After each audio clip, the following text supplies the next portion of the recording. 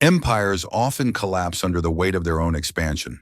Asante did not, because one king understood that growth must be organized. Long before Asante became known as a gold empire with strong institutions, it was Opoku Ware I who laid the foundation that made later prosperity possible. Ruling in the early to mid-18th century, Opoku Ware inherited a growing state and transformed it into a structured economic empire. His reign was not about reckless conquest, it was about integration. Asante's territory sat on some of the richest gold-bearing lands in West Africa. Opoku Ware expanded control over these regions, but he avoided a mistake common among empire builders: destruction of productive communities. Instead of looting conquered areas, he absorbed them. Local rulers were retained under Asante authority. Tribute replaced devastation. Gold production continued uninterrupted. Farmers stayed on their land. Markets remained active. This ensured that expansion increased output instead of destroying it. Gold was central to Asante wealth, but Opoku Ware treated it as a resource to be managed, not plundered. Mining areas were protected. Trade routes connecting gold regions to markets were secured. Merchants were allowed to operate with predictable obligations rather than arbitrary seizures. This consistency encouraged long-distance trade and increased revenue.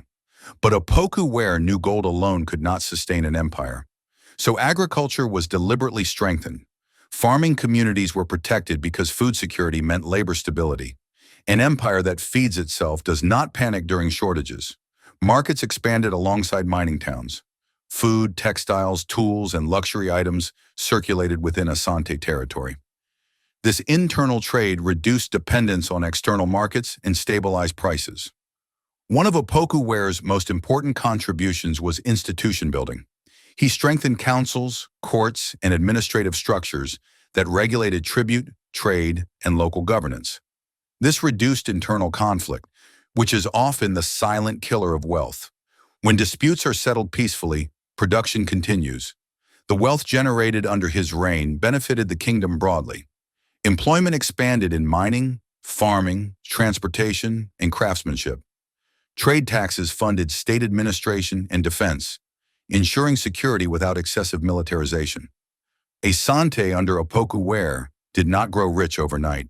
It grew steadily, and that steady growth mattered, because when later rulers inherited the empire, they inherited functioning systems, not chaos.